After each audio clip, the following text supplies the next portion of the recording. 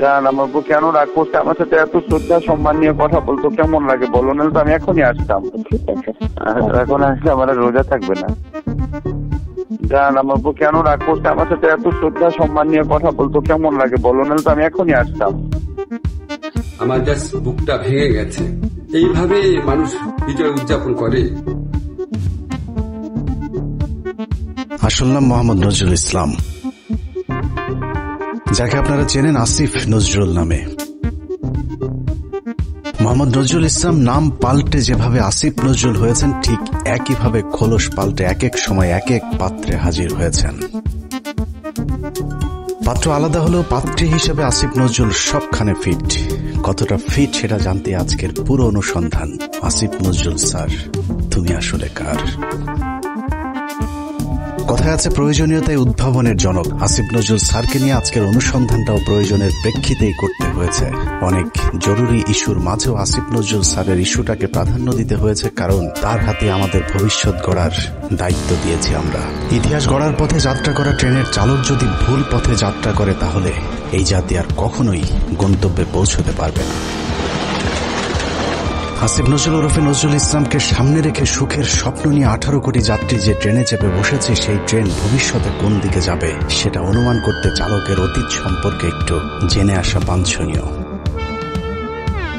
আসিফ নজরুলের অতীত কেমন সেটা জানার আগে ভারতীয় গোয়েন্দা সংস্থা বাংলাদেশে কিভাবে তাদের অপতৎপরতা চালায় সেটা একটু বুঝে আসতে হবে।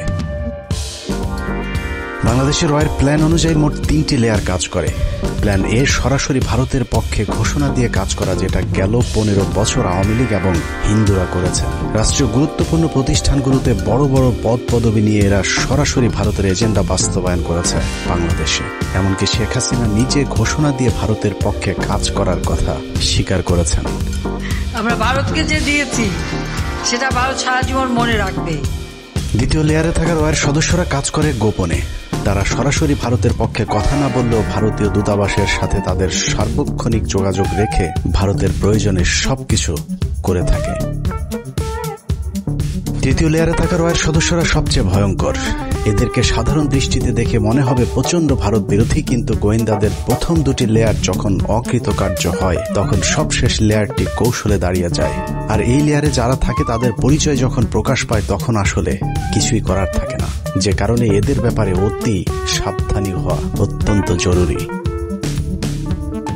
এই শ্রেণীর ভারতীয় এজেন্টদেরকে সবচেয়ে বেশি কৌশলী হতে হয়, কারণ তাদেরকে ডুয়েল রোল প্লে করে দুই পক্ষকেই খুশি রাখতে হয়।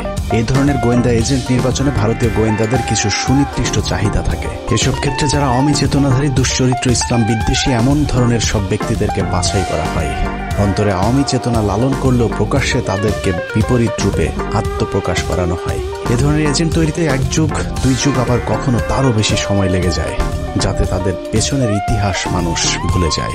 দেখতে কিছুটা নিষ্পাপ, শ্রুতিমধুর, বাকপটু গোছের এসব এজেন্টদেরকে দিয়ে কখনো কখনো সাধারণ ভারত বিরোধীদের চাইতেও কঠোর ভাষায় ভারতকে আক্রমণ করানো হয়, যা দেখে মনে হবে এরা প্রচন্ড ভারত বিরোধী। আর এভাবেই তাদেরকে ভারত বিরোধী শিবিরে ধীরে ধীরে জনপ্রিয় করে তোলা হয়। আমি অত্যন্ত যৌক্তিক কারণে আজকে ভারতের বিরুদ্ধে আমাদের স্বাধীনতার ডাক দিতে হবে, ভারতের বিরুদ্ধে আমাদের সার্বভৌমত্বের ডাক দিতে হবে। আসিফ নজরুল ভারতের সেই দীর্ঘমেয়াদী প্ল্যান সি এর অংশ কিনা সেটা বুঝতে আমাদেরকে আরো 32 বছর পেছন থেকে শুরু করতে হবে। 19 জানুয়ারি 1992। 1975-এর 15 আগস্ট থেকে 1981 সাল পর্যন্ত 6 বছর ভারতীয় মগজ ধোলাইয়ের পর দেশে ফেরেন শেখ হাসিনা। শেখ হাসিনা দেশে ফেরার 15 দিনের মাথায় জিয়াউর রহমানকে হত্যা করে ভারত। জিয়াউর রহমান যেভাবে আন্তর্জাতিক মহলের কাছে জনপ্রিয় হয়ে উঠছিলেন, তাতে ভারতের মাথা ব্যথার কারণ হয়ে দাঁড়ায়, যে কারণেই তাকে হত্যা করে এরশাদকে ক্ষমতায় বসানো হয়। এদিকে প্রধানমন্ত্রী হিসেবে শেখ হাসিনাকে প্রস্তুতির কাজও চলতে থাকে।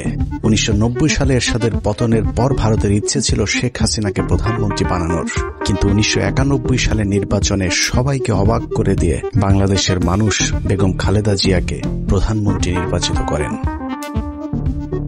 1991 সালে খালেদা জিয়া প্রধানমন্ত্রী হবার বছর না ঘুরতেই শুরু হয় ভারতের প্রথম চক্রান্ত। 1992 সালের শুরুতেই শুরু হয় দেশকে বিভাজনের মুখে ঠেলে দেওয়ার প্রথম ভারতীয় অভিযান। ভারতীয় চর জাহানারা ইমামকে সামনে রেখে প্রতিষ্ঠা করা হয় 71-এর ঘাতক দালাল নির্মূল কমিটি এঘাদানিক। শুরু হয় বিভাজনের রাজনীতি। শেখ মুজিবের সময়ে কথিত যুদ্ধাপরাধের মীমাংসিত একটি বিষয়কে সামনে এনে পুরো জাতিকে স্বাধীনতার পক্ষ আর বিপক্ষের দুই ভাগে ভাগ করে দেওয়া হয়। সার্বভৌম রাষ্ট্রের সংবিধানকে বৃদ্ধাঙ্গুলি দেখিয়ে তৈরি করা হয় কথিত গণ আদালত এবং সেই আদালতে বিচারিক কার্যক্রম পরিচালনা করা হয়। রাষ্ট্রের বিচার ব্যবস্থাকে চ্যালেঞ্জ করার অপরাধে খালেদা জিয়া সরকার জাহানারা ইমাম সহ 24 জনের বিরুদ্ধে একটি রাষ্ট্রদ্রোহ মামলা করেন। নিশ্চয়ই ভাবছেন অনুসন্ধানের কোথা থেকে কোথায় যাচ্ছি।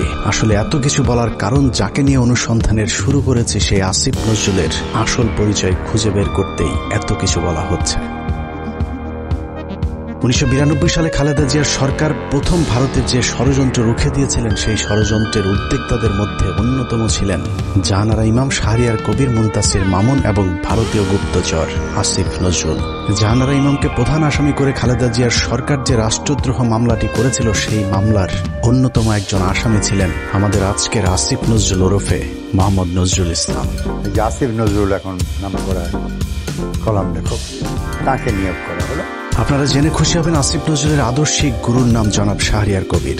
শাহরিয়ার কবির যখন সাপ্তাহিক বিচিত্রার সম্পাদক, আসিফ নজরুল ছিলেন তার প্রধান সেনাপতি। ভারতের এজেন্ডা বাস্তবায়নে ভারতের প্রধান সেনাপতির ভূমিকায় ছিলেন শাহরিয়ার কবির।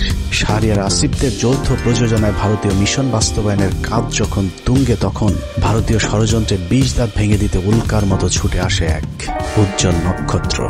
আমরা ভারতকে দেখিয়ে দেব ইনশাআল্লাহ, এই পৃথিবীতে বাংলাদেশের সবচাইতে বড় দুশ্মন ভারত। সবচাইতে বড় দুশ্মন কে? হ্যামিলিয়নের বাঁশিওয়ালার মতো মাওলানা দেলোয়ার হোসেন সাঈদী যখন অ আ ক খ করে সারা দেশের মানুষকে ভারতীয় ষড়যন্ত্রের ব্যাপারে ঐক্যবদ্ধ করছিলেন, তখনই পদে আগুন জ্বলে যায় আসিফ নজরুল আর তার আধ্যাত্মিক গুরু শাহরিয়ার কবিরের। আল্লাহর নামে কসম করে বলছি, আল্লাহ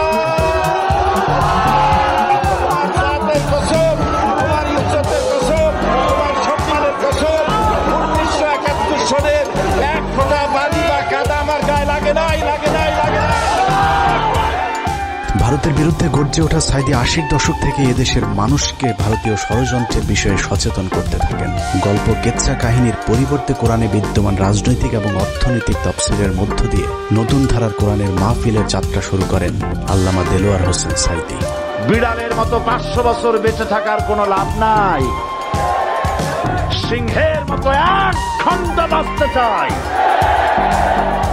দলমত নির্বিশেষে সকলের কাছে সাঈদী যখন সমানভাবে সমাদৃত হয়ে উঠতে থাকেন, তখন 1989 সালে আসিফ নজরুল প্রথম ব্যক্তি যিনি তার পত্রিকার পৃষ্ঠা জুড়ে এক মিথ্যা সংবাদ ছাপান, যার শিরোনাম দেয়া হয় সাঈদী সমাচার, এক ধর্ম ব্যবসায়ীর উত্থান।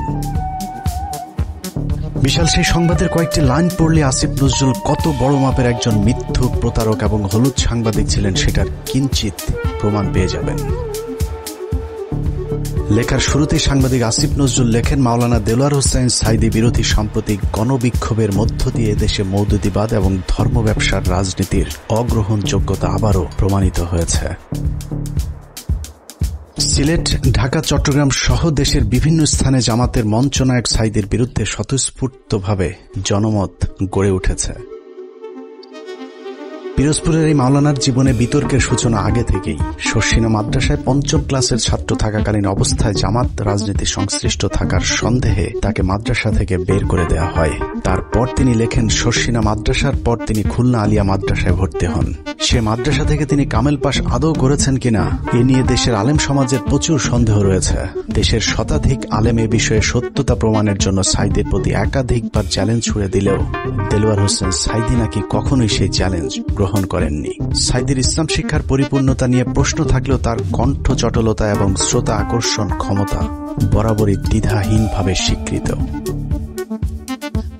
বিভিন্ন টকশোতে ব্যক্তিগত আক্রমণ করার বিরুদ্ধে সবক দেয়া আসিফ নজরুল তার সেই লেখায় দেলোয়ার হোসেন সাঈদীকে চরমভাবে ব্যক্তিগতভাবে আক্রমণ করেছিলেন। তিনি লিখেছেন, বিভিন্ন সূত্রের দেয়া তথ্য অনুযায়ী স্বাধীনতা যুদ্ধের আগেই কণ্ঠ সম্পদকে অবলম্বন করে সাঈদী পিরোজপুরের গড়ের হাটে সুর করে আতর, তসবিহ, ধর্মীয় পুস্তক বিক্রি করে জীবিকা নির্বাহ করতেন। এরপর গুরুত্বপূর্ণ দুটি লাইন আছে, সেই লাইনগুলো আপনাদেরকে জানানোর আগে আসিফ নজরুল দেলোয়ার হোসেন সাঈদীকে নিয়ে সম্প্রতি একটি বক্তব্য দিয়েছেন, সেটা দেখে আসা যাক। একমাত্র দেলোয়ার হোসেন সাঈদী ছাড়া আমার জানা মতে আর কি বাকি সবারই আপনার যতটুকু আমি পড়াশোনা করেছি ইনভলভমেন্ট ছিল। হঠাৎ করে দেলোয়ার হোসেন সাঈদীকে নির্দোষ দাবি করা আসিফ নজরুল 1986 সালে কি বলেছিল সেটা তার সেই লেখাতেই রয়েছে। আসিফ নজরুল প্রথম ব্যক্তি যিনি দেলোয়ার হোসেন সাঈদীকে যুদ্ধাপরাধী হিসেবে অভিযুক্ত করেছিলেন। তিনি লিখেছেন, সাঈদী স্বাধীনতা যুদ্ধের সময় পাক হানাদার বাহিনীর প্রত্যক্ষ সহযোগিতায় লিপ্ত ছিলেন। তিনি ধর্মের দোহাই দিয়ে গনিমতের মাল হিসেবে গড়েরহাট বন্দরের হিন্দু সম্প্রদায়ের বাড়িঘর লুট করেছেন এবং মদন নামে একজন হিন্দু ব্যবসায়ীর দোকান ঘর ভেঙে দিয়ে নিজের বাড়িতে নিয়ে গেছেন বলেও দাবি করেছেন আসিফ নজরুল। মুক্তিযুদ্ধের পর সাঈদী দীর্ঘ সময় পালিয়ে থাকেন এবং 10 বছর পর নাকি নিজ গ্রামে আসেন। পুরো লেখার শুরু থেকে শেষ পর্যন্ত পুরোটাই সাঈদী সম্পর্কে যা কিছু বলা হয়েছে সব ডাহা মিথ্যা। আর এই হচ্ছে আসিফ নজরুলের সাংবাদিকতার নমুনা। আসিফ নজরুল নিজের খোলস পাল্টানোর সময় মাঝে একবার এই লেখার ব্যাখ্যা দিয়েছিলেন, যেখানে তিনি বলেছিলেন শাহরিয়ার কবিরের দ্বারা প্রভাবিত হয়ে নাকি তিনি সাঈদী সম্পর্কে এসব লিখেছিলেন। কিন্তু এটা শুধু একটা চুরি কিংবা ছিনতাইয়ের ঘটনা নয়। এই লেখার মাধ্যমে দেলোয়ার হোসেন সাঈদীর বিরুদ্ধে যুদ্ধাপরাধের অভিযোগ উঠতে শুরু করে এবং তারই ফলশ্রুতিতে আওয়ামী লীগ সরকার দেলোয়ার হোসেন সাঈদীকে আটক করে এবং দীর্ঘ 1 যুগ জেলখানায় বন্দী থাকার পর শাহাদাত বরণ করেন দেশবরেণ্য এই আলেম। আসিফ নজরুলের এক লেখায় একজন নিষ্পাপ মানুষের জীবন কেড়ে নিয়েছে। অতএব দেলোয়ার হোসেন সাঈদীর হত্যাকাণ্ডের জন্য আসিফ নজরুল প্রত্যক্ষভাবে দায়ী। আসিফ নজরুল যে আগাগোড়া একজন চেতনাধারী লোক সেটা গণজাগরণ মঞ্চের সময়ও প্রমাণিত হয়েছে। আসিফ নজরুলের নাকের ডগায় গণজাগরণ মঞ্চের নামে বাংলাদেশের বিচার ব্যবস্থাকে গণধর্ষণ করা হলেও আসিফ নজরুল গণজাগরণ মঞ্চের ব্যাপারে একদম টু শব্দ পর্যন্ত করেননি। বস্তুত শাহবাগের গণজাগরণ মঞ্চ সেই আসিফ নজরুলদেরই ঘাতক দালাল নির্মূল কমিটির ফসল।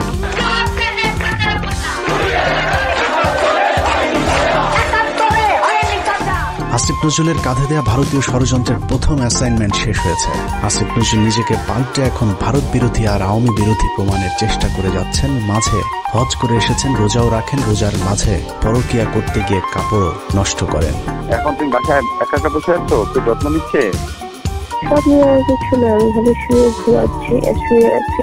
চলে আসো আমার এখানে, দেখে যাও আমাকে। আমাকে দেখে যাও। আমিও তো চাই, জ্বর আক্রান্ত অবস্থা পড়ে আছো এখন। আমি আসলে ইয়ে তো কেউ থাকে না কেন তোমার পাশে এখন? আসলে দেখে যাও আমাকে। আসতে চাই, স্বপ্ন দেখতেছিলাম। জান আমার বউ কেন রাগ করছে আমার সাথে? এত শ্রদ্ধা সম্মান নিয়ে কথা বলতো কেমন লাগে বলো, নাহলে তো আমি এখনই আসতাম। চলে আসো, এখন তো আসবে না বাসায়। তোমার গাড়ি নাই? না গাড়ি নাই, তুমি আসো না। কেউ আসবে না, এখন বাসার মধ্যে একটু জানলেই আসতে আসতে। আচ্ছা ঠিক আছে, এখন আসলে আমার রোজা থাকবে না। আরেকজনের বউয়ের জ্বরে সেবার হাত বাড়িয়ে দেওয়া সমাজ সেবক আসিফ নজরুল যে এখনো ভারতীয় জ্বর, চলুন তার আরো প্রমাণ দেখা যাক। রমনা বটমূল সারা দেশে সিরিজ বোমা হামলা, নারায়ণগঞ্জ গ্রেনেড হামলা থেকে শুরু করে বাংলাদেশে ভারতীয় গোয়েন্দা সংস্থার যে কটি বড় চক্রান্ত হয়েছে তার মধ্যে একটি 21শে আগস্ট গ্রেনেড হামলা। কতটা সূক্ষ্মভাবে 21শে আগস্টের ঘটনা ঘটিয়েছে তা নিয়ে আমাদের একটি অনুসন্ধান চলছে, যা কিছুদিনের মধ্যেই প্রকাশ করা হবে। সম্প্রতি 21শে আগস্টের মামলা থেকে তারেক রহমান সহ বিএনপির সব আসামিদেরকে অব্যাহতি দেওয়া হয়েছে। তার মানে বিএনপি এই ঘটনার সাথে জড়িত নয়। অথচ এই আসিফ নজরুলের স্বভাব সুলভ জোরালো ভঙ্গিতে বলেছিলেন 21শে আগস্ট গ্রেনেড হামলার জন্য দায়ী বিএনপি এবং ওই ঘটনাটি ধামাচাপা দেওয়ার জন্যও নাকি বিএনপি চেষ্টা করেছিল। বিএনপি কি এই হত্যার ঘটনা, 21শে আগস্ট আক্রমণের ঘটনা ধামাচাপা দিতে চেয়েছে? অবশ্যই চেয়েছে। তারা জঘন্য রকম ভাবে ধামাচাপা দিতে চেয়েছে, হাস্যকর ভাবে ধামাচাপা দিতে চেয়েছে। এখন প্রশ্ন হলো আসিফ নজরুলের বক্তব্য কোনটা সঠিক? বিএনপি দোষী নাকি বিএনপি নির্দোষ? যদি এখন বিএনপির চাপে তারেক রহমানকে অব্যাহতি দিয়ে থাকে তাহলে তার পদত্যাগ করা উচিত। আর যদি আগের বক্তব্য মিথ্যা হয় তাহলে সেই মিথ্যা তিনি কার পরামর্শে বলেছিলেন সেই জবাব জনগণের সামনে দিতে হবে। আসলে আসিফ নজরুল আগে যা বলেছিলেন সেটাই তার আসল চরিত্র। এখন তিনি যা করছেন সেটা তার অভিনয়। উপরে উপরে নিজেকে আওয়ামী এবং ভারত বিরোধী প্রমাণের জন্য রক্ত গরম করার কথা বললেও আসিফ নজরুল আসলে একজন ভারতীয় জ্বর। এবং তিনি যা কিছু করেন সবকিছু ভারতীয় থিঙ্ক ট্যাঙ্ক, ডেইলি স্টার এবং প্রথম আলোর অফিস থেকেই করানো হয়। অনেকেরই মনে হতে পারে আসিফ নজরুল আগে খারাপ থাকলেও এখন ভালো হয়ে গিয়েছেন, কিন্তু চলুন দেখা যাক আসিফ নজরুল আসলেই ভালো হয়েছেন কিনা। আমার জাস্ট বুকটা ভেঙে গেছে। এইভাবে মানুষ বিজয় উদযাপন করে। আপনার পলিটিক্যাল অপোনেন্টের উপর আপনার রাগ থাকতে পারে, আপনার পুলিশের উপর রাগ থাকতে পারে, এই জন্য এইভাবে নির্বিচার হামলা করা হবে। 5 তারিখ বিজয়ের পর আসিফ নজরুলের প্রথম ভিডিও বার্তা ছিল আওয়ামী লীগের প্রতি সমবেদনা জানিয়ে। আওয়ামী লীগকে বাঁচাতে তার কাকুতি দেখে মনে হয়েছে নিজ দলের নির্যাতিত মানুষের পক্ষে দাঁড়িয়েছেন আসিফ নজরুল। অথচ তার কয়েক ঘন্টা আগেও প্রায় 2000 মানুষকে নির্মমভাবে হত্যা করেছে এই আওয়ামী লীগেরই সন্ত্রাসীরা। একটা ঘটনা যেন আর না ঘটে। আমার প্রতি যদি আপনাদের বিন্দুমাত্র ভালোবাসা থাকে, যাদের ভালোবাসা থাকে, তারা এই কাজ করবেন না। আসিফ নজরুল সেই উপদেষ্টা যার কার্যালয় থেকে শেখ মুজিবের ছবি নামাতে সবচেয়ে বেশি সময় লেগেছে।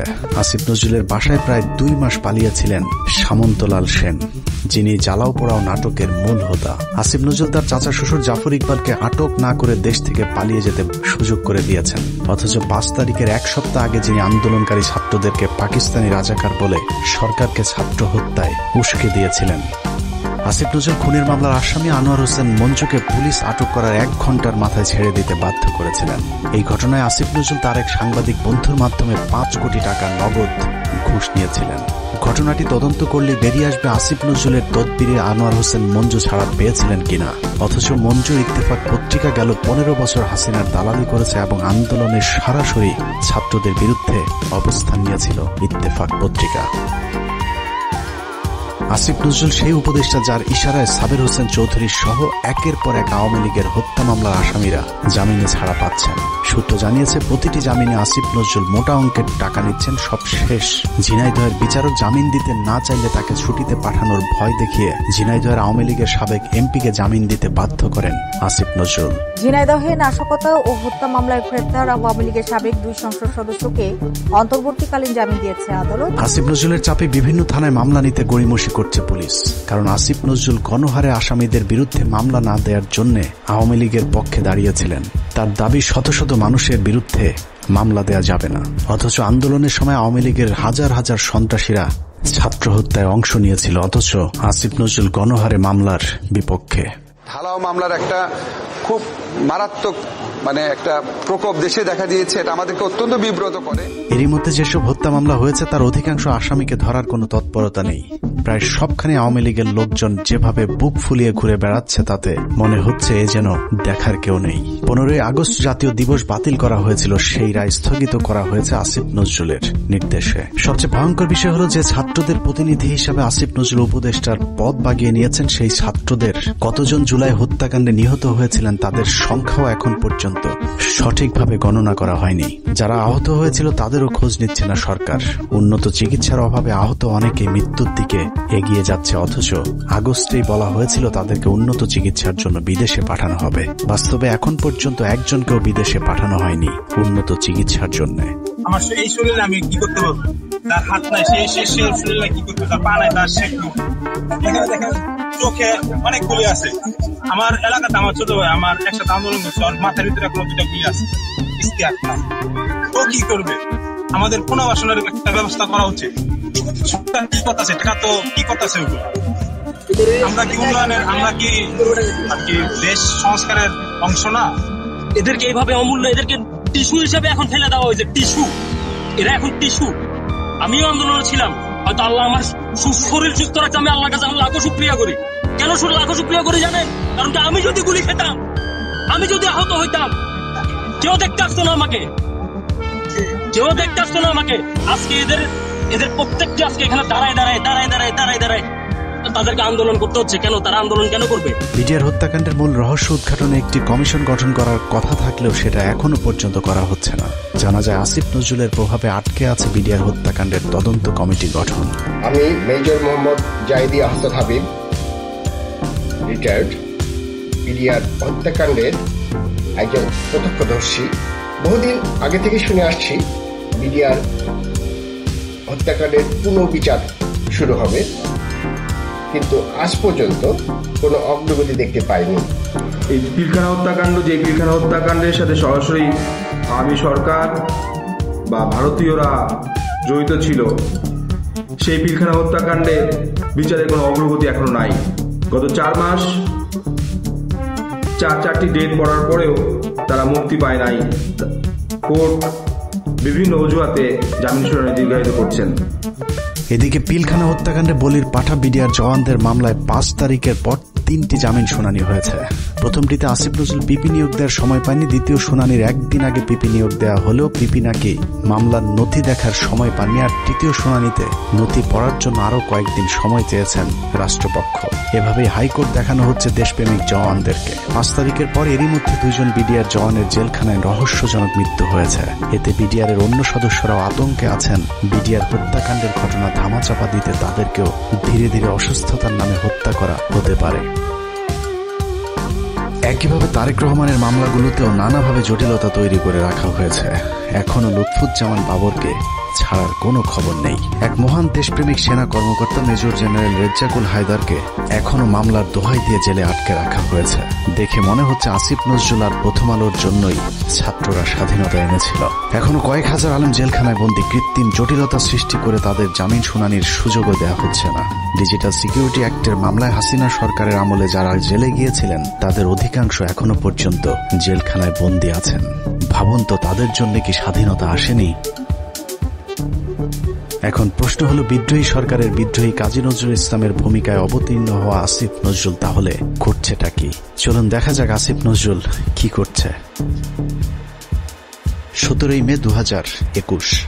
রাষ্ট্রীয় গুরুত্বপূর্ণ নথি অনুমতি ছাড়া ছবি তোলা ও সংগ্রহের অভিযোগে প্রথম আলোর জ্যেষ্ঠ প্রতিবেদক রোজিনা ইসলামকে শাহবাগ থানায় সোপর্দ করেছে স্বাস্থ্যসেবা বিভাগ। সাংবাদিক রোজিনা ইসলামকে কারাগারে পাঠিয়েছে ঢাকার সিএমএম আদালত। বাংলাদেশের ইতিহাসে প্রথমবারের মতো জাতীয় সংবাদপত্রের একজন সাংবাদিক চুরির দায়ে আটক হয়েছিল। চোরের নাম প্রথম আলোর সাংবাদিক রোজিনা ইসলাম। স্বাস্থ্য খাতে লুটপাট আর দুর্নীতির সাথে জড়িত রোজিনাকে মনে করা হয় স্বাস্থ্য খাতের মাফিয়া। রোজিনার ভাগ ছাড়া স্বাস্থ্য মন্ত্রণালয়ে কোনো প্রকল্প বাস্তবায়ন করা একদম অসম্ভব। মন্ত্রণালয়ে রোজিনার চেয়ে তার ভাই আর স্বামীর ক্ষমতা নাকি আরো অনেক বেশি। স্বাস্থ্য মন্ত্রণালয়ে কেউ তার কথার বাইরে গেলেই তার বিরুদ্ধে নিউজ করার হুমকি দিয়ে ঠান্ডা করে রাখা হয়। তাকে দিয়ে স্বাস্থ্য মন্ত্রণালয়ের সব স্বার্থ উদ্ধার করে থাকে প্রথম আলোর মতিউর রহমান। কিন্তু কথায় আছে, চোরের 10 দিন গৃহস্থের একদিন। বারবার ধান খেয়ে যাওয়া ঘুঘু রোজিনাকে বধ করা হয় 17 মে 2021 সালে। সচিব সাহেবের পাশে যে রুম আছে সেই রুমে তো ফাইল টাইল রাখা আছে। ওই রুমে ঢুকে ওই ফাইলের ছবিগুলো তুলতেছিল এবং কিছু ফাইল উনি নিজে নিয়েছিল। মন্ত্রণালয়ের একটি সূত্র জানিয়েছে, পুলিশ রোজিনাকে কাজের লোক মনে করে আটক করেছিল। কাজের লোকের মতো দেখতে রোজিনা কেন ফাইল ঘাটাঘাটি করছেন এটা চোখে পড়তেই পুলিশ তাকে আটকায়। পুলিশের কাছে বারবার নিজেকে সাংবাদিক পরিচয় দিলেও রোজিনার বেশভূষা দেখে পুলিশ তা বিশ্বাস করেনি। রোজিনা যতক্ষণে নিজেকে সাংবাদিক প্রমাণ করেছে ততক্ষণে মন্ত্রণালয়ের ঊর্ধ্বতন কর্মকর্তারা হাজির। তারা এসে দেখলো একজন ব্যক্তি ওখানে ফাইলের ছবি তুলতেছে এবং ফাইল কিছু নামে ব্যাগে ঢুকাইছে, শরীরেও ঢুকাইছে। রোজিনার পাজামার নিচ থেকে বের করা ফাইল দেখে সচিব উপসচিবদের মাথা ঘুরতে থাকে, কারণ এই ফাইল এমন এক চুক্তির যে চুক্তি বাংলাদেশ সরকার আমেরিকা এবং ভারতকে না জানিয়ে চীনের সাথে করেছিল। ভারতকে টাকা দিয়ে ফাইজারের টিকা না পেয়ে চীনের সিনোফার্মের টিকা কেনার চুক্তি করে বাংলাদেশ। সেই খবরেই ক্ষিপ্ত হয় ভারতীয় চর প্রথম আলো কর্তৃপক্ষ। চুক্তির বিষয়টি ভারতকে জানানোর জন্যই রোজিনাকে চুরি করে ফাইলের ছবি আনতে পাঠিয়েছিল মতিউর রহমান। কিন্তু পুলিশ দেখে চুক্তির সেই কাগজ রোজিনা তার ভেতরে ঢুকিয়ে ফেলেছিল। ফাইলগুলো ছিল টিকা সংক্রান্ত। আমরা যে রাশিয়ার সাথে টিকা চুক্তি করছি, চায়নার সাথে টিকা চুক্তি করছি। গ্যারান্টি দিয়ে বলে রাখলাম, প্রথম আলো রোজিনা সচিবালয় থেকে ফাইল চুরি করেছিল এবং এখানে এক ফোঁটাও মিথ্যে নেই। অথচ উপদেষ্টা হিসেবে আসিফ নজরুল প্রথম কার্য দিবসে রোজিনার মামলাটি খারিজ করে দেওয়ার আশ্বাস দেন। পরদিন মামলাটি খারিজ হয়ে যায়। প্রায় 3 বছর পর অফিসিয়াল সিক্রেটস অ্যাক্টে করা মামলা থেকে অব্যাহতি পেয়েছেন প্রথম আলোর বিশেষ প্রতিনিধি রোজিনা ইসলাম। 2019 সালের 1 November Dhaka residential model school and কলেজে প্রথম আলোর কিশোর ম্যাগাজিন কিশোর আলোর বর্ষপূর্তি অনুষ্ঠানে বিদ্যুৎপৃষ্ট হয়ে নবম শ্রেণীর শিক্ষার্থী নাইমুল আবরার নিহত হন। ওই ঘটনায় আবরারের বাবা একটি হত্যা মামলা দায়ের করেন, যে মামলায় প্রথম আলোর সম্পাদক মতিউর রহমান সহ 10 জনের বিরুদ্ধে গ্রেপ্তারি পরোয়ানা জারি হয়েছিল। আবরারের বাবাকে ভয়ভীতি দেখিয়ে ক্ষমতার জোরে মামলাটি আগেই স্থগিত করে রেখেছিল প্রথম আলো। যাবতীয় মুভমেন্ট তাদের দ্বারা নিয়ন্ত্রিত ছিল। আমি যেটা মনে করি যে এর দায়ভার কিশোর আলোকে অবশ্যই নিতে হবে। সুপ্রিম কোর্টের একটি সূত্র জানিয়েছে, আসিফ নজরুলের নির্দেশে পুরো মামলাটি খারিজ করে দেওয়ার প্রক্রিয়াও প্রায় চূড়ান্ত করেছেন। আসিফ নজরুল আর মাস দুয়েক আইন উপদেষ্টা হিসেবে থাকলে প্রথম আলোর নামে আর কোনো মামলা আদালতে অবশিষ্ট থাকবে না। এখন প্রশ্ন হলো, আসিফ নজরুল কি শুধুই প্রথম আলোর সাংবাদিকদের বাঁচানোর জন্য উপদেষ্টা হয়েছেন? উনি কি জানেন এদেশে কত সাংবাদিক আওয়ামী লীগের বিরুদ্ধে কথা বলার কারণে দেশ ছেড়েছেন? এই প্রতিবেদন লেখা পর্যন্ত আইন মন্ত্রণালয়ের একজন পিওনও আমাদের কাউকে ফোন করার সময় পায়নি। উল্টো প্রথম আলোর বিরুদ্ধে আমরা কোনো কথা বললেই মতির পক্ষে হামলে পড়েছেন আসিফ নজরুল সহ তার কিছু উচ্ছিষ্ট ভোগী। আমি স্পষ্ট বলতে চাই যে প্রথম আলো পত্রিকা তাদের সামনে, ওখানে ডিবি মুনির ছিলেন এবং তার বস ছিলেন এই পুলিশের সাবেক আইজিপি। তিনি তখন ছিলেন ঢাকা মেট্রোপলিটনে, তিনি পুলিশ কমিশনার ছিলেন। তো ওনারা আমাকে একটু মনে করছিলেন হুজুর টাইপের মানুষ, খাবাগুবা টাইপের হয়তো এভাবে ভাবছিলেন। হাত করার পরই আমাকে একটু দূরে দাঁড় করেছিলেন। ওখান থেকে আমি পরিষ্কার দেখতে পাচ্ছিলাম যে প্রথম আলো পত্রিকা আমাদের সামনে লেখা, এবং শিরোনামটা আমরা দেখে ফেললাম। ওখানে লেখা আছে যে আমেরিকান এমবেসি ও ভারতীয় দূতাবাসে আক্রমণের পরিকল্পনায় চট্টগ্রাম থেকে এই জঙ্গিদেরকে গ্রেপ্তার, একদম হেডলাইন এটা। তো এরপর ধারাবাহিক যে ঘটনা ঘটলো, এই আমাকে রাতের গভীরে জিজ্ঞাসাবাদ করা হতো, বিভিন্ন সময় থেকে জিজ্ঞাসাবাদ করা হতো। আমার সাথে আমার স্কুলের আর দুজন টিচার ছিলেন, কখনো সম্মিলিত কখনো একা একা আমাদের জিজ্ঞাসাবাদ করা হতো। আমার সাথে যেটা করছে সেটা আমি দেখছি যে ওনারা বিভিন্ন জিজ্ঞাসাবাদের সময় বিভিন্ন মিডিয়ার সাথে তারা কোনো আলাপ। প্রথম আলোর বিরুদ্ধে নিরীহ মানুষকে জঙ্গি সাজানোর অভিযোগ নিয়ে 15 মিনিটসের পক্ষ থেকে একটি অনুসন্ধান করা হয়েছিল। গুরুতর সেই অভিযোগ তুলে ধরার পর আসিফ নজরুল প্রথম ব্যক্তি যিনি প্রথম আলোর পক্ষে ফেসবুকে পোস্ট করেছিলেন। একই অনুসন্ধানে ভারতীয় রয়ের সদস্য কালবেলার সন্তোষ শর্মার বিরুদ্ধেও গুরুতর সব অভিযোগ করেছিল বাংলাদেশের শীর্ষস্থানীয় কয়েকজন আলেম। সেই ঘটনাকে কেন্দ্র করে ভুক্তভোগীরা কালবেলা কার্যালয়ে অভিযোগ দিতে চাইলে আসিফ নজরুল তথ্য মন্ত্রণালয়কে চাপ দিয়ে বিক্ষোভকারীদের বিরুদ্ধে একটি বিজ্ঞপ্তি দেন। তথ্য মন্ত্রণালয় সেই বিজ্ঞপ্তি দেওয়ার পর আসিফ নজরুল সেই বিজ্ঞপ্তি শেয়ার করে আমাদেরকে হুমকি দেন, যদিও সংশ্লিষ্ট মন্ত্রণালয়ের উপদেষ্টা নাহিদ ইসলামও সেই বিজ্ঞপ্তি শেয়ার করার প্রয়োজন মনে করেননি। প্রশ্ন হল, আসিফ নজরুলের আগ বাড়িয়ে কেন সেই বিজ্ঞপ্তি শেয়ার করতে হলো? আসিফ নজরুল এবং প্রথম আলোর প্রভাব কতটা শক্তিশালী সেটা বুঝতে দুটি ঘটনা তুলনা করা যাক। ডক্টর মোহাম্মদ ইউনূসের সরকার গঠনের পর ব্রিগেডিয়ার জেনারেল এম সাখাওয়াত সরকারের মুখপাত্রের ভূমিকায় ছিলেন। এটা অনেক বড় পার্টি এবং I have lot of respect for Awami League. বঙ্গবন্ধুর স্বপ্ন ছিল নষ্ট করবেন না, এটা আপনার নষ্ট করার কোনো অধিকার নাই। পার্টিকে রিঅর্গানাইজ করেন, পলিটিক্যাল পার্টির মতো যেভাবে থাকে, ইলেকশন আসলে ইলেকশন কন্টেস্ট করবেন। আওয়ামী লীগের পক্ষে সাখাওয়াতের এক বক্তব্যে মন্ত্রণালয়ে ছাড়তে হয়েছে প্রভাবশালী এই উপদেষ্টাকে। এবার চলুন প্রথম আলো আর আসিফ নজরুল কত শক্তিশালী সেটা দেখা যাক। 5টা মিনিটের লেগে তুই খালি একটু আয়া পর তোরে মাইরা আমি ঘুমামু ভাই, আমার ঘুম হয় না। তোরে মাইরা ঘুমামু তো আয় ভাই, তুমি শুনে তো না তোর মায়ে ঘুমায়, তোর মায়ে। নাটক চলচ্চিত্রের মাধ্যমে পরকীয়া সমকামিতা থেকে শুরু করে ইসলাম বিদ্বেষ, সমাজ ধ্বংসের অন্যতম মাস্টার মাইন্ড মোস্তফা সরোয়ার ফারুকী। মোস্তফা সরোয়ার ফারুকী সংস্কৃতি উপদেষ্টা হিসেবে শপথ নেয়ার পর দেশের শতভাগ মানুষ তীব্র প্রতিবাদ জানিয়েছিল। তারপরেও ফারুকীকে সরানো যায়নি, কারণ আসিফ নজরুল এবং প্রথম আলোর যুগ্ম সম্পাদক আনিসুলের অনেক পুরাতন নারী সাপ্লায়ার মোস্তফা সরোয়ার ফারুকী।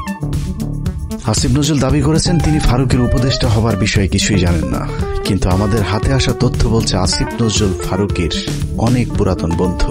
প্রায় 1 যুগ আগে ফারুকী এবং তিশার বিয়েতে হাতে গোনা যে কজন মানুষ দাওয়াত পেয়েছিলেন, আসিফ নজরুল সেই ভাগ্যবানদের মধ্যে একজন। মোস্তফা সরোয়ার ফারুকীর মন্ত্রণালয়টিও আসিফ নজরুলের নিজে ছেড়ে দেয় মন্ত্রণালয়। এবার প্রশ্ন আসতে পারে, ফারুকীর সাথে আসিফ নজরুলের সম্পর্ক আছে ঠিক আছে, কিন্তু প্রথম আলোর সাথে ফারুকীর সম্পর্কটা আসলে কি? এটাই আজকের অনুসন্ধানের সবচেয়ে গুরুত্বপূর্ণ বিষয়।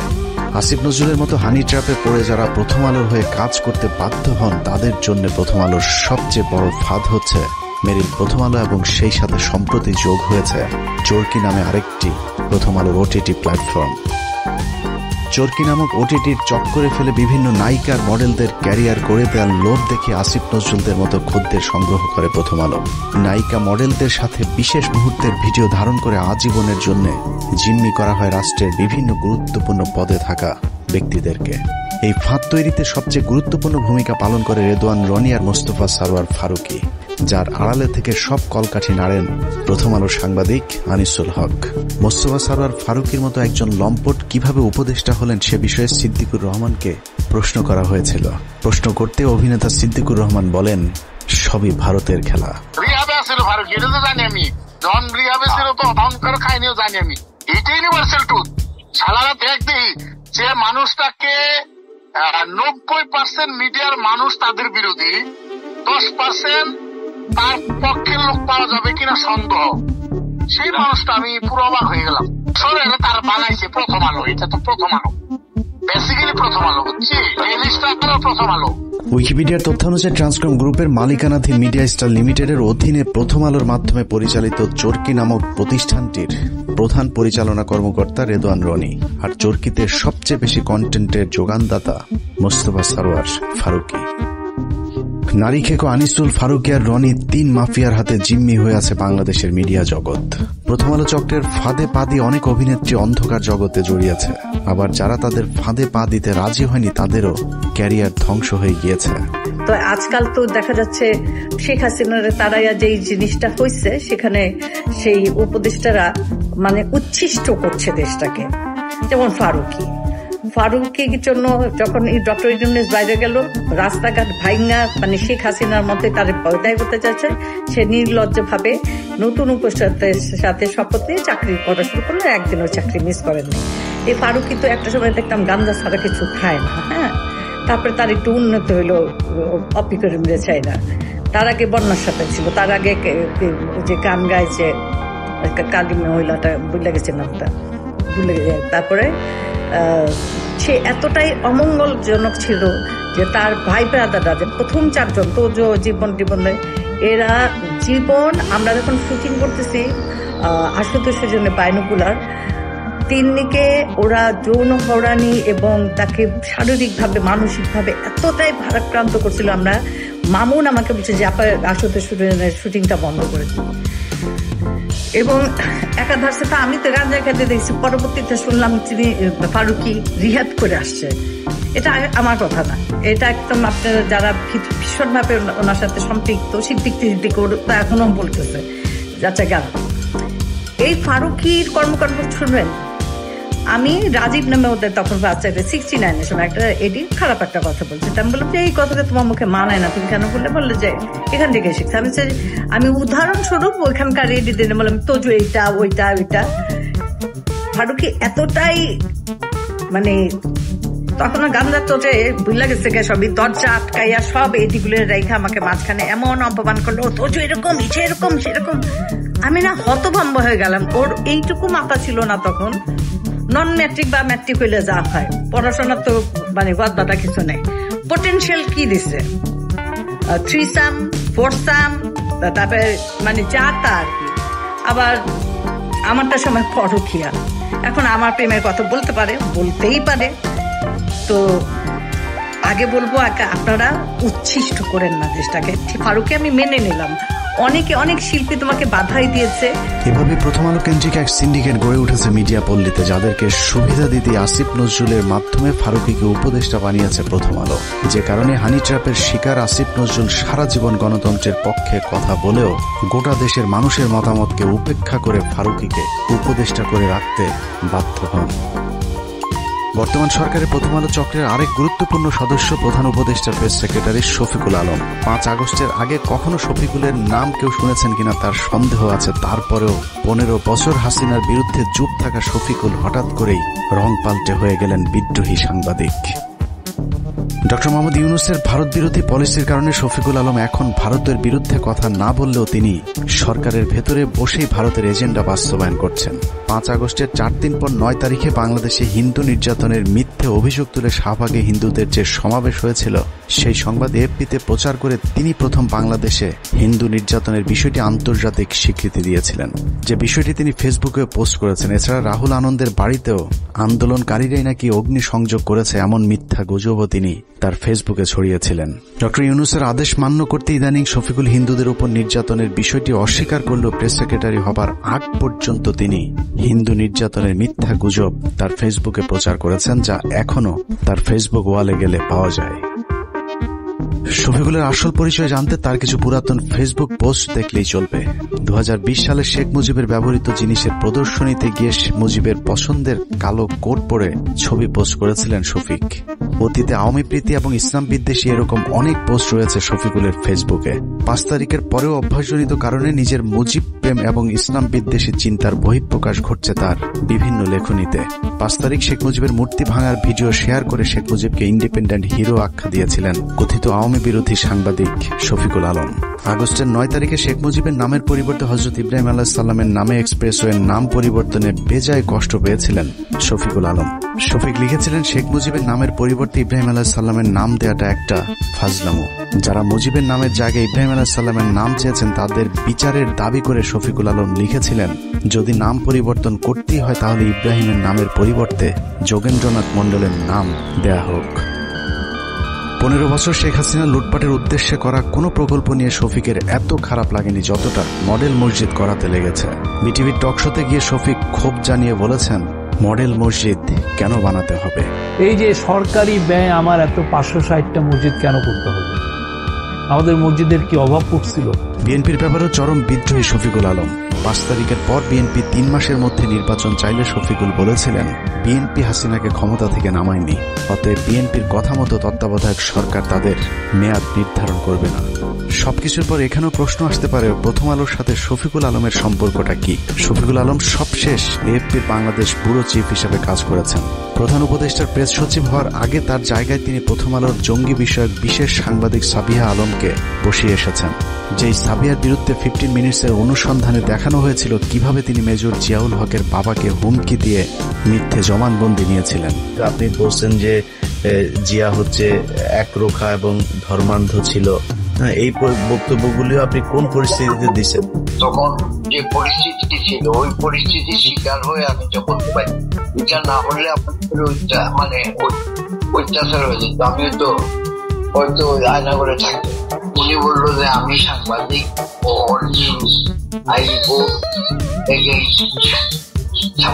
মানে উনি নাকি উনি বিশেষ সাংবাদিক বলে জানেন আপনারা কিন্তু ক্ষতি হতে পারে, যেহেতু আপনি একটু চেক করতে বুঝলেন। মানে যদি আমি মানে ওনার পক্ষে আনসার না করি তাইলে আমার তো আয়না করে মানে প্রথম আলোর মতিউরের আরেক বন্ধু টিআইবির নির্বাহী পরিচালক ইফতেখারুজ্জামান, তাকে বসানো হয়েছে দুদক সংস্কার কমিশনের চেয়ারম্যানের পদে। 75 বছর বয়সী ইফতেখারুজ্জামান এক স্বৈর শাসক হিসেবে নিজের পদ আঁকড়ে বসে আছেন টিআইবিতে, যেখানে তার নিজের বিরুদ্ধে অভিযোগ রয়েছে টিআইবির রিপোর্ট জালিয়াতির। যেহেতু সরকারের সাথে ডক্টর ইফতেখারুজ্জামান বা টিআইবি যে নির্বাহী পরিচালক, ওনার সাথে কিন্তু সরকারের উচ্চ পর্যায়ে একটা জনমরণ বা যোগাযোগ আছে। বিশেষ করে তখনকার প্রধানমন্ত্রী খুব প্রভাবশালী উপদেষ্টা জনাব ইসি ইমাম ও ঘরবি বলা যায় উনি খুব স্নেহভাজন ছিলেন। এখন অনেকটা বলা যায় এই সম্পর্কের কারণে আওয়ামী লীগ সরকার বা শেখ হাসিনা সরকার যাতে করে কোন প্রকার ব্যয়কায়দা না পড়ে এবং টিআইবিও যেন ঝুঁকিতে না পড়ে বা শেখ হাসিনার বিরাট ভাজন না হয়, তখন উনি যে কাজটা করেছেন এই রিপোর্টটাকে তামাদি করে দিয়েছেন, উনি প্রকাশ না করার জন্য সিদ্ধান্ত নিয়েছিলেন। এবং এই রিপোর্টটা যদি প্রকাশ পেত তাহলে বাংলাদেশের মানুষ, বাংলাদেশের জনগণ এবং বাংলাদেশের বিভিন্ন পর্যায়ে যারা আছে বা দাতা সংস্থাগুলোকে জানতে পারত যে বাংলাদেশে উচ্চ পর্যায়ে কিভাবে দুর্নীতিগুলো সংগঠিত হয়, আয়োজিত হয় এবং দুর্নীতির যে সাথে যুক্ত যারা মানে বলা যায় প্লেয়ার বা খেলোয়াড়, তারা কিভাবে সেখানে খেলে, কার কি রোল থাকে এবং সেটার প্রভাব কি আমাদের দেশবাসী খুব ভালোভাবে জানতে পারতো। টিআইবির সাবেক কর্মকর্তা রেজাউল করিমের করা কয়েকটি রিপোর্ট সহ বিগত আওয়ামী সরকারের বিরুদ্ধে করা গুরুত্বপূর্ণ কয়েকটি রিপোর্ট গায়েব করে দিয়েছিলেন ইফতেখারুজ্জামান। ইফতেখারের মাধ্যমে প্রথম আলো আসিফ নজরুল গং তাদের পছন্দের দুর্নীতিবাজ এক কর্মকর্তাকে দুদকের চেয়ারম্যান বানানোর অপতৎপরতা শুরু করেছেন। ইফতেখারুজ্জামানের নেতৃত্বে সংস্কার কমিশনের নামে কালক্ষেপণ করে দুর্নীতিবাজদের সম্পত্তি বিক্রি এবং হস্তান্তরের সুযোগ করে দেওয়া হয়েছে, অথচ অত্যন্ত সৎ এবং নীতিবান হিসেবে পরিচিত সাবেক বিচারক মোতাহার হোসেনের নাম প্রস্তাব করা হলেও আসিফ নজরুল সেটা আটকে রেখেছেন, কারণ মোতাহার হোসেনকে তিনি তারেক রহমানের ঘনিষ্ঠজন মনে করেন। আসিফ নজরুলের সাফ কথা, তারেক রহমানের ঘনিষ্ঠ কেউ দুদকের চেয়ারম্যান হতে পারবে না। ৭১ টিভির টকশো রিজার্ভ আলোচক, জঙ্গি বিশেষজ্ঞ, ভারতীয় আরেক রয়ের এজেন্ট, ডেইলি স্টারের সাংবাদিক গোলাম মর্তুজা 2018 সালে নির্বাচনের আগেও তারেক রহমান আর খালেদা জিয়াকে জঙ্গিদের নেতা বলা মর্তুজা হঠাৎ করে আওয়ামী বিরোধী ভিডিও আপলোড করা শুরু করেন ইউটিউবে। সেখান থেকে প্রথমে ডেইলি স্টার, সবশেষ আসিফ নজরুল মাহফুজা নামের তদবিরে যুক্তরাষ্ট্রের প্রেস সেক্রেটারির পদ বাগিয়ে নিয়েছেন আওয়ামী এই সাংবাদিক। আর এই সবকিছুই হচ্ছে ভারতীয় চক্র প্রথম আলো ডেইলি স্টারের পরামর্শে। হঠাৎ করে রং পাল্টানো গোলাম মর্তুজা আওয়ামী লীগের দালালিটা পুরোপুরি এখনো ছাড়তে পারেননি। দুদিন আগেও গোলাম মর্তুজা ডিবিসির টকশোতে বলেছেন সরকার শেখ মুজিবকে জাতির পিতা না মানলেও শেখ মুজিব নাকি আরো শক্তিশালী হয়ে ফিরে আসবেন বাংলাদেশে। আর এটাই হচ্ছে সাংবাদিক গোলাম মর্তুজার আসল চেহারা। বঙ্গবন্ধু জাতির জনক হিসেবে যেভাবে ছিল সেভাবে থাকতে দিলেই সবচেয়ে ভালো হতো। বঙ্গবন্ধুকে ব্যবহার করা হয়েছে, সেই বঙ্গবন্ধুর আর একবার মূল্যায়ন হবে এদেশে। এভাবে প্রথম আলো সহ আওয়ামী চেতনাধারী বুদ্ধিজীবীদেরকে সরকারের গুরুত্বপূর্ণ সব জায়গায় বসিয়ে প্রথম আলো আর ভারতের অবস্থানকে শক্তিশালী করছেন আসিফ নজরুল। আসিফ নজরুল যে মন থেকেই সবকিছু করছেন তা নয়, অনেক কিছু সে না চাইলেও করতে হচ্ছে, কারণ আসিফ নজরুল অনেক আগে থেকেই তার আলু আরেকজনের ক্ষেতে বর্গা দিয়ে রেখেছেন। এই আলুর দোষে পুরো আইন মন্ত্রণালয় এখন আওয়ামী লীগ দখলে নিয়েছে। আসিফ নজরুল যেন নীরব এক দর্শক। বিষয়টা একদমই হাস্যকর নয়। আপনি কি জানেন আসিফ নজরুলের ব্যক্তিগত সহকারীকে? আসিফ নজরুলের ব্যক্তিগত সহকারী হচ্ছেন শামসুদ্দিন মাসুম, যিনি তত্ত্বাবধায়ক সরকার ব্যবস্থা বাতিলের মূল হোতা সাবেক প্রধান বিচারপতি ABM খায়রুল হকের ব্যক্তিগত সহকারী ছিলেন। নরেন্দ্র মোদীর সবশেষ নির্বাচনে জয়ী হবার পর শেখ রেহানার সাথে সফর সঙ্গী হয়েছিলেন আসিফ নজরুলের PS শামসুদ্দিন মাসুম।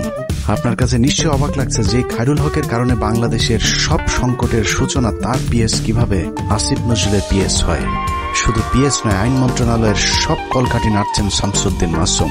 আসিফ নজরুলকে ভাঙিয়ে মাসুম এরই মধ্যে শুরু করেছেন ব্যাপক চাঁদাবাজি। মাসুমের বিরুদ্ধে অভিযোগ উঠেছে রেবেকা মোহাম্মদ মিমি নামে এক নারীকে বিয়ের আশ্বাস দিয়ে গর্ভে সন্তান দিয়ে ছুঁড়ে ফেলার। স্থানীয় একটি পত্রিকায় মিমি অভিযোগ করেছেন মাসুমকে বিয়ের জন্য চাপ দিলেও তিনি আইন উপদেষ্টা আসিফ স্যারের ভয় দেখাচ্ছেন। মিথ্যে মামলা দিয়ে মিমিকে জেলে ঢোকানোর হুমকিও দিচ্ছেন আসিফ নজরুলের ব্যক্তিগত সহকারী শামসুদ্দিন মাসুম।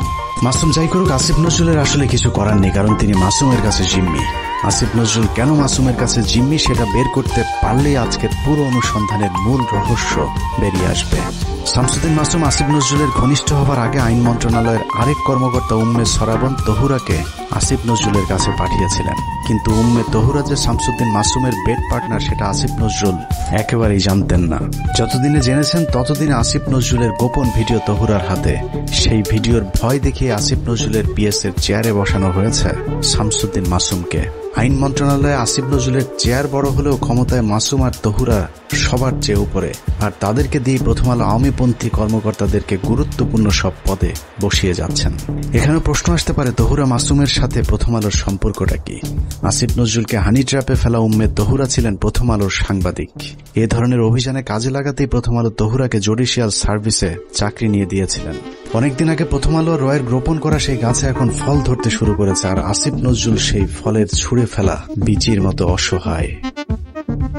মাসুমের মাধ্যমে আসিফ নজরুল তার নিয়োগ বদলি বাণিজ্য চালিয়ে যাচ্ছেন।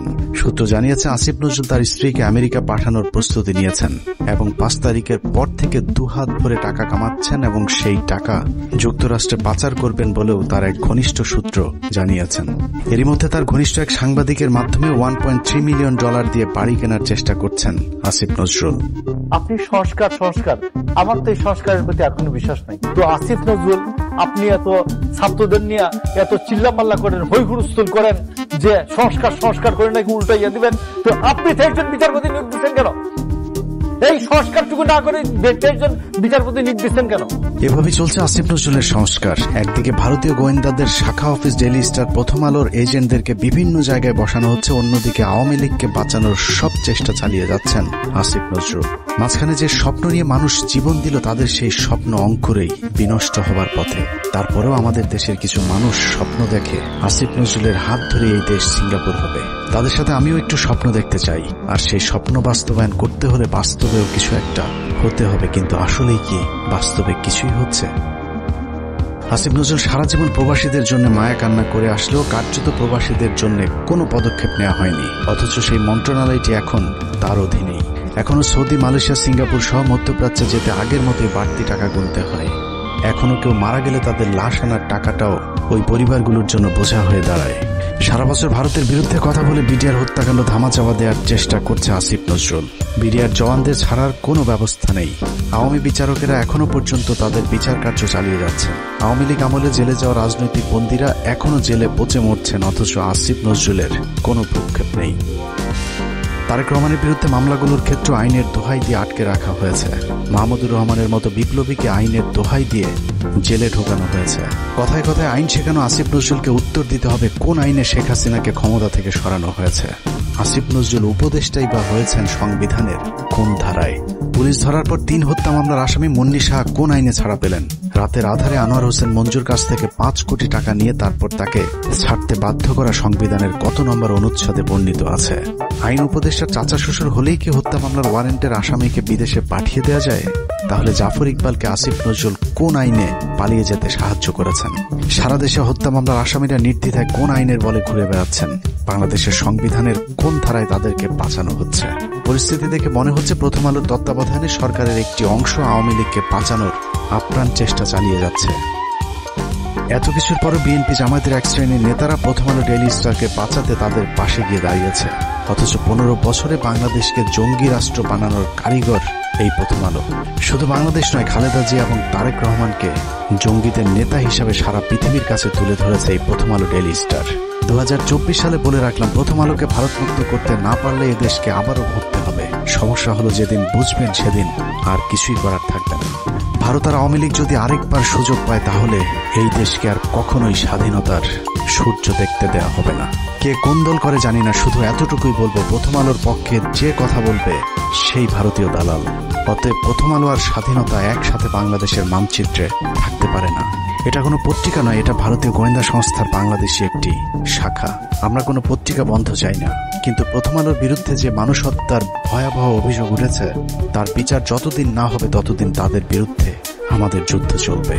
তাদের পাশে যে দাঁড়াবে তাকেই শত্রু হিসেবে চিহ্নিত করা হবে। আল্লাহ হাফেজ।